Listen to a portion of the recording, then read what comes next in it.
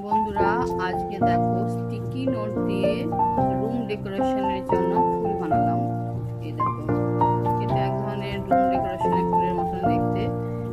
কোনো ঠাকুর ঘরে এরকম যদি চারিপাশে সাজানো